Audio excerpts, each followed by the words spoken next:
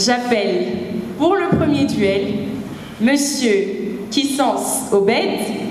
À la thèse, nous avons Monsieur Obed Kissens sur le sujet « Existe-t-il une opportunité dans chaque crise ?» Il est étudiant à la faculté de droit de l'UNILOU.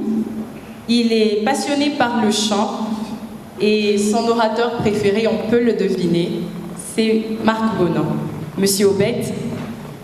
La Chine se retrouvait être mère d'une crise pandémique monstrueuse, traversant le monde entier en causant d'énormes pertes en vie humaine. Mais grâce à l'opportunité se saisie par les nations, à l'observation des gestes barrières et à la production des produits désinfectants et vaccins, la bête féroce s'est vue être neutralisée. Covid-19. Je suis le président, honorable membre du jury. Très raisonnable auditoire. Existe-t-il une opportunité dans chaque crise? La réponse, c'est oui. Tout d'abord, avant de m'y plonger, je commencerai par une toute petite définition à la chinoise. Pas parce que seulement la Chine se retrouve être au centriole de l'actualité crise qu'a battu le record dans le monde entier, mais tout simplement parce que les Chinois nous offrent une définition beaucoup plus rapprochée de ces deux concepts. En effet, en chinois, le mot crise est constitué du signe danger, représentant un homme au bord d'un précipice, et le signe opportunité comme une chance suspendue dont l'homme doit se saisir. C'est-à-dire que si les crises surviennent souvent de manière impromptue ou par manque de vigilance, alors son traitement le plus redoutable, le plus imaginatif et le plus créatif se nomme l'opportunité. C'est ainsi qu'audivisoirement je vous parlerai d'une part de comment se saisir d'une opportunité durant une crise et d'autre part je vous prouverai que la crise elle-même peut être une opportunité. Je suis le président, honorable membre du jury. Comment peut-on se saisir d'une opportunité durant une crise? Il est à savoir, dès l'entame, qu'il n'existe pas de problèmes qui ne contiennent de solutions. C'est impossible. Cependant, qu'il existe plusieurs situations qui bloquent notre développement, notre créativité d'hommes ou des femmes. Les doutes, la peur, les manques de repères, la perte de confiance sont autant d'inconnus qui nous fragilisent et nous renferment dans des crises, dans des positions que nos croyances renforcent. Ils se présentent alors comme des portes qui se renferment et nous chercherons des clés à la lueur du lampadaire tout en oubliant l'obscurité toute proche où elle se cache. Voir l'opportunité, c'est avant tout changer son regard sur le problème, adopter un point de vue différent, prendre de la hauteur, en quelque sorte, s'éloigner du lampadaire, vaincre sa croyance pour tâter l'obscurité qui est cette ombre et zone inconnue où la lumière n'a pas encore pénétré.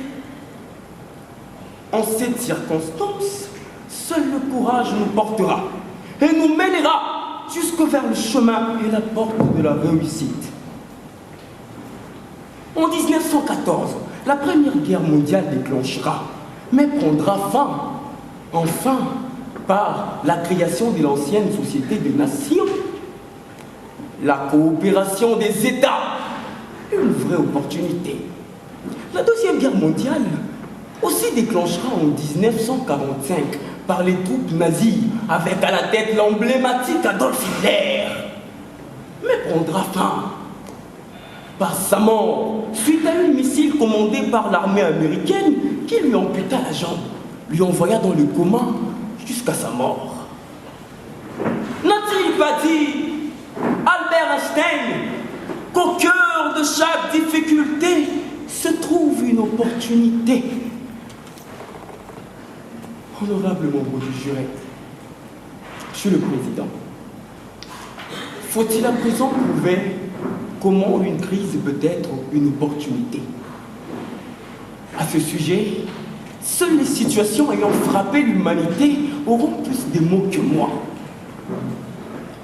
Parlons de Technis, régulièrement cité comme étant la star et le gagnant de la pandémie Covid, la start-up vaudoise, suite à son invention de la machine à détecter les ondes porteuses du virus, se fera alors un gain de 3,2 millions de dollars américains.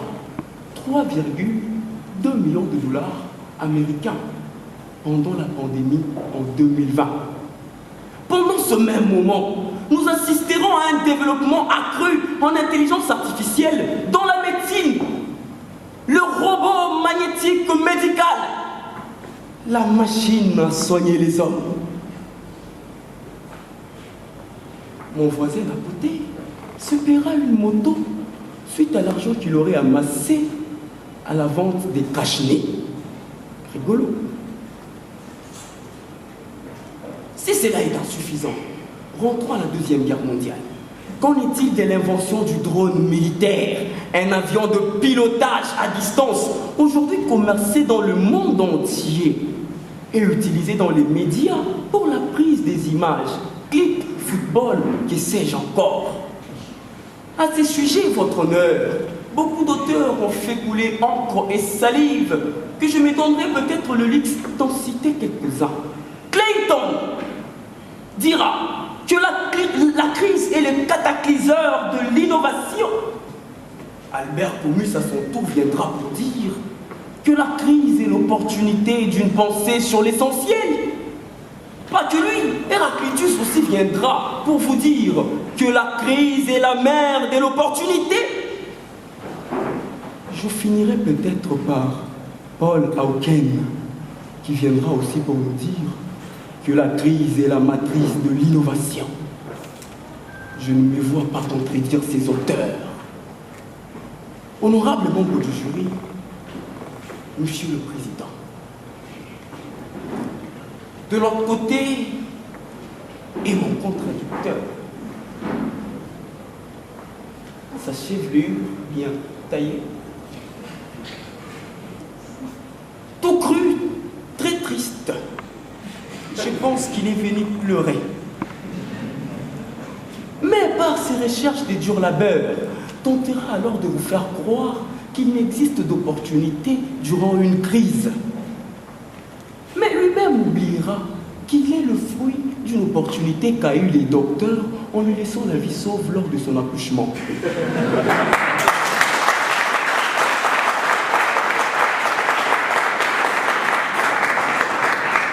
Albert Einstein n'a-t-il pas encore ajouté que seules deux choses seraient infinies, l'univers et la stupidité de l'homme? Qui suis-je alors pour modifier sa grande stupidité? Je ne me vois pas à ce stade de le modifier.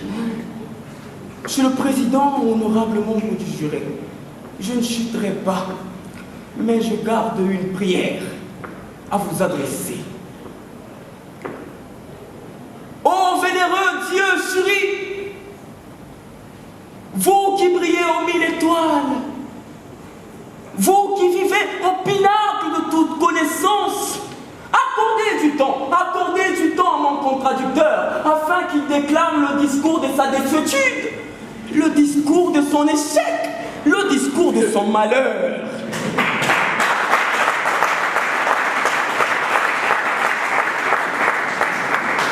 Et qu'il lèche les postérieurs de son audace abattue.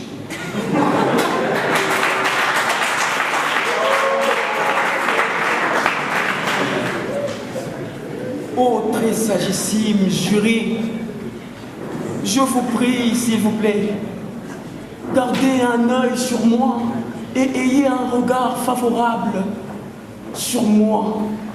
Ainsi et cela est ma dernière volonté et mon besoin les plus ardents. Amen.